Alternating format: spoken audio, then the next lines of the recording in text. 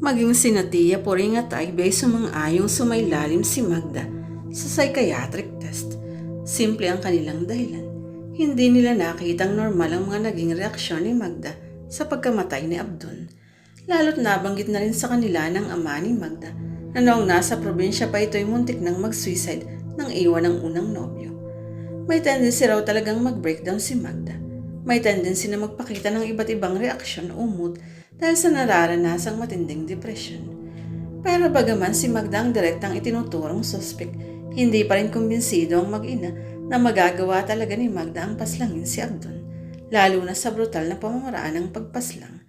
Kahit nag-testify si Ivy na umuwi ng bahay si Magda, isang gabi na basang-basa ng ulan at putikan, hindi pa rin yun sapat na dahilan para tiyak na may kinalaman nga si Magda sa krimen. Tiyang anong problema? Bakit ayaw nila akong pawin? Nagkatinginan sina Tia Poring at Ivy. Sa tansya nila hindi pa rin malinaw sa isip ni Magda kung ano ang problema, na ang pagkuha ng mga pulis sa kanya ay nangangahulugan ng pagkakasangkot sa kanya sa kaso sa pagpatay kay Abdon. Huwag kang mag-alala, sa susunod na linggo ay luluwas na ng Maynila ang iyong ama para dalawin ka. May abogado na kaming nakuha para humawak ng kaso mo, sabi ng tiyahin. Ay, sabihin mo kay Abdon na nandito ako para dalawin niya ako. Huminga ng malalim si Ivy. Close silang magpinsan, halos magkaedad lang sila. Alam ni Ivy ang mga problema ni Magda, lalo na kung tungkol kay Abdon. Alam ni Ivy ang panlalamig ni Abdon kay Magda bago ito mamatay. Kaya kahit ayaw nitong paniwalaan na siyang pumatay kay Abdon, hindi maiwasan ni Ivy na magkaroon ng benefit of the doubt. Iba ang ikinikilos ni Magda, iba ang sinasabi. Parang manifestasyon ng kung ano. Ikinulong si Magda makaraang makausap ng abogado niya at makakuha ng mga impormasyong kailangan. Hindi siya pinayagang makapagpiyansa dahil murder ang haharapin niyang kaso. Sinampahan na siya ng kaso ng mga pulis at maging ni Sancho. Sa kabila ng mga sinasabi ni Magda kay Sancho na hindi patay si Abdon, firm ang desisyon ni Sancho na magsampa ng kasong murder laban kay Magda. Si Sancho rin ang tumututok sa resulta ng psychiatric test dahil ibig niyang makatiyak kung ano ang tunay na resulta nito. Lumutang sa resulta ng test na may signs and symptoms ng psychosis si Magda. Isang sakit sa pag-iisip na taglay nito mula pagkabata. Ito ang dahilan ng halusinasyon ni Magda na nakikita niya si Abdon. May extreme personality si Magda na oras na paniwalaan ng isang bagay, mahirap iwasto yun o itama. Gaya ng paniniwala nitong buhay pa si Abdon. Pero bakit humantong sa ganoong paniniwala si Magda? Kung si Magda mismo ang pumatay kay Abdon, saan kabaliwan ng isipan siya humugot ng ganoong paniniwala? Biglang nagduda si Sancho sa takbo ng mga pangyayari. Unless nagpapanggap lang si Magda na may ganoong klase ng sakit. Sakalang gustong paniwalaan ni Sancho na positibong si Magda nga ang pumatay kay Abdon. Pero dahil sa lumabas na resulta, bigla siyang nagduda. Simpleng analysis lang ang kay Sancho. May nangyayari sa isip ni Magda na may kinalaman sa pagkamatay ni Abdon. Pero paano kung hindi talaga si Magda ang kriminal? Gulong-gulo ang isip ni Sancho. Pinuntahan niya si Jay sa opisina nito at pinag-usapan nila sa cafeteria kung ano ang nalaman niyang resulta ng psychiatric test ni Magda. Walang nabanggit sa akin si Abdon na may ganyang problema si Magda. Hindi niya nasabi sa akin na may attitude problem ang girlfriend niya. Tinawagan ko si Ivy, hindi rin niya alam. Pero kinakikitaan daw niya ng ganong tendency si Magda. Pero hindi niya alam na may ganong sakit si Magda mula pagkabata dahil hindi naman sila magkasamang lumaki. Tapos na ng pag-aaral si Magda nang pumunta siya dito sa Manila. Nagugulo na ang kaso. May lumalabas ng ibang anggulo. Pero kung hindi talaga si Magda ang pumatay kay Abdon, paano kung hindi siya ang kriminal? Tinanong ko na rin niya sa sarili ko. Kaya hindi ako makukontento na basta sampahan na lang siya ng kaso. May gusto pa akong tingnang anggulo o mas tiyak na motibo sa pagpatay sa kapatid ko.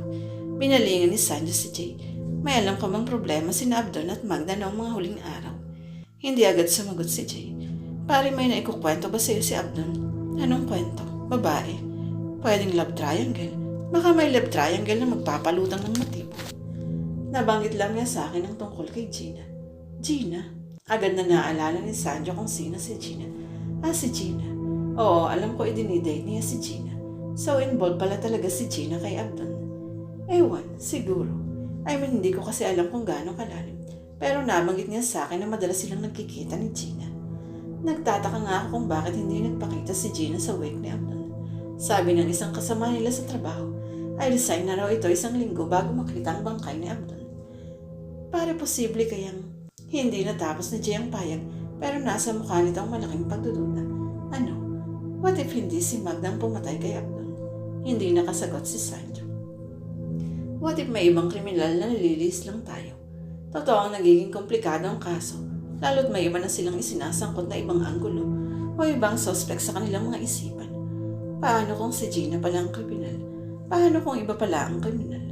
Mga tanong na naging palaisipan kay Sanjo. Paano kung may ibang lumutang na motibo sa investigasyon ni Sergeant de la Peña? Ilang araw na naging palaisipan kay Sanjo ang mga sinabi ni Jay. What if hindi si Magda ang kriminal? Sino kung gano'n ang lead ni Sergeant de la Peña sa krimen? Kailangan niyang malaman kung sino. Kailangan niyang makatiyak. Nakatanggap siya ng text messages mula kay Sergeant de la Peña.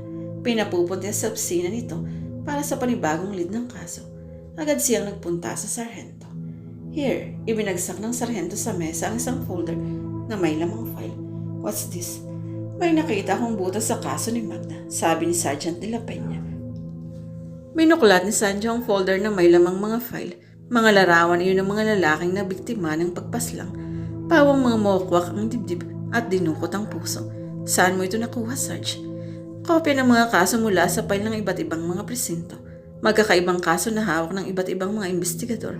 May sa probinsya, may malapit sa Maynila. It seems to be a serial killing. Iisa ang pattern.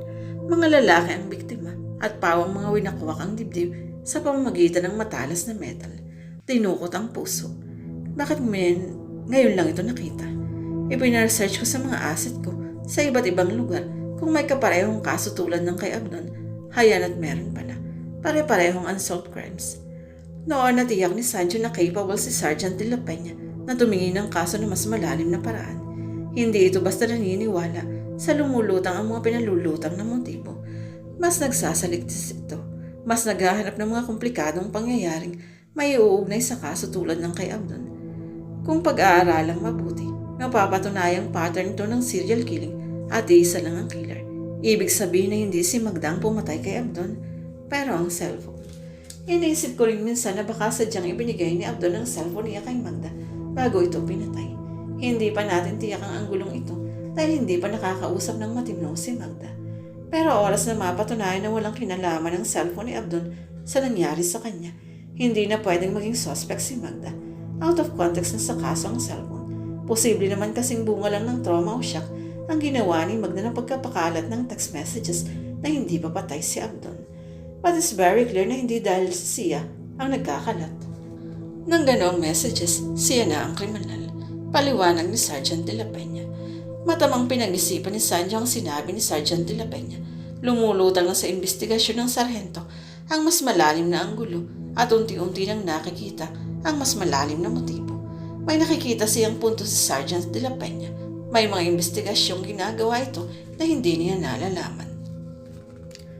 Muling nagbalik si Sanjo sa condominium unit ni Abdon. Hindi pa rin nagagalaw ang ayos ng bahay ng kapatid. Kung ano ang nakita niya noong nagpunta siya, iyon pa rin ang dinatnan niya. Maliban sa pinapasukan na ito ng alikabok, hanggang hindi pa nasusolve ang kaso, ay wala pang malinaw na plano si Sanjo sa mga property na naiwan ni Abdon. Siya ang immediate family kaya mapupunta ang lahat sa kanya, pati ang mga assets na panaw na pinaghatian nila mula sa ama. Pati ang kamakailan lang natatuklas ang trust fund account ni Abdon na iniwan ng ama sa kapatid. Hindi niya alam iyon. Wala siyang kamalay-malay na nagawa ng ama na paboran si Abdon sa pamamagitan ng pag-iiwan ng isang trust fund. Nitong huli na lamang inireveal ng abogado nila. Pero tiniyak ni Sanjo sa sarili na hindi siya magkaka-interest sa lahat ng naiwan ni Abdon hanggat hindi nalulutas ang kaso sa pagpatay dito. Marahil niyang pinagpagang sa pabago niya ito inupuan. Hindi pa man lang siya nagtatagal sa pagkakaupo. May nakita siyang SIM card na nakaipit sa sopa. Inilagay ni Sanjo ang SIM card sa kanyang cellphone. Iisang numero ang rumistro doon. Naglalaman ng SIM card ng mga text messages ng kataksilan ni Abdon at Gina kay Magda. Pinasa ni Sanjo ang messages na nasa inbox. Hi Abdon, it's me Gina. Remember me? We bumped each other last night. Hindi ka naman pala suplado sa personal. Really? So when is the right moment? Abdon, bolero ka pala. My girlfriend ka, diba? I miss you, babe. Last night was the naked part of me in your eyes. Nasense agad ni Sanjo na nagpe-flirt sa kapatid si Gina. Sa mga unang panahong nagtitext ang dalawa. Mahigit 100 messages ang nasa inbox at binasa niya ang latest. Mas seryoso na. Mas kumpirmadong may relasyon na ang dalawa. Kung talagang mahal mo ako, iwan mo siya. Don't take me for granted. Sasama ko sa iyo sa isang kondisyon. You'll break up with her. I'm here waiting with you. What time will you arrive? May nasa rin ni Sanjo ang sent item message. Give me more time, please. Yeah, it will happen soon. Hindi alam ni Magda. Ako na ang bahalang gumawa ng paraan para hindi kami matuloy. Of course, ikaw ang mas gusto kong kasama. Kumpirmadong nagtataksil si Abdon kay Magda sa pamamagitan ng SIM card kung saan nakasave ang mga palitan ng messages ni Abdon at Gina. Marami pang nabasang palitan ng mga messages ni Abdon at Gina si Sanjo. May mga sumbong si Abdon kay Gina kung bakit hindi nito magawang iwan si Magda. Lagi raw kasing nagbabanta si Magda. Masasamang banta na hindi siya patatahimikin ito na may gagawin si Magda na masama sa sarili.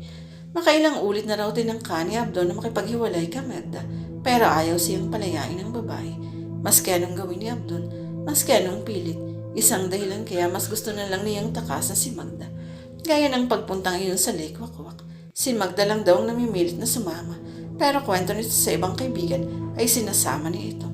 Kaya mas pinili na lang ni Abdon na takasan si Magda dahil si Magda raw ang klase ng babaeng may sariling kabaliwan ang puso at isip. Ano't anuman kumpirmadong si Gina ang kasama ni Abdon sa huling araw na nawala at ito at hindi si Magda. Nagkwento ang caretaker kay Sanjo na galing ng condominium si Magda at paglabas ay mahawak na cellphone. Nalaman niyang doon nakuha ni Magda ang cellphone ni Abdon. Noon naniwala si Sanjo na may witness na maaaring magpatunay na hindi si Magda ang kasama ni Abdon ng araw na paslangin ng kapatid. Ang witness ay walang iba, kundi ang caretaker.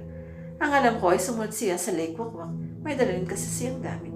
Nabanggit pa nga niya sa akin na dapat ay sila ang magkasama at hindi niya maintindihan kung bakit siya iniwan ni Abdon. Bumakas sa mukha ni Sanjo ang pangamba. Kung lalabas sa investigasyon ng ganitong anggulo, mapapatunayang hindi si Magda ang killer. Maaaring si Magda ang stalker pero hindi ang killer. At kung si Magda rin ang stalker, may ibang dahilan si Magda. Maaaring manifestasyon yun na kung ano maglilid ng kaso ng tunay na kriminal. Hindi niya batid ang takbo ng utas ni Magda. Biglang-bilang nagkaroon siya ng hinala na kilala ni Magda ang tunay na kriminal at may pinagtatakpan itong kung anong katotohanan.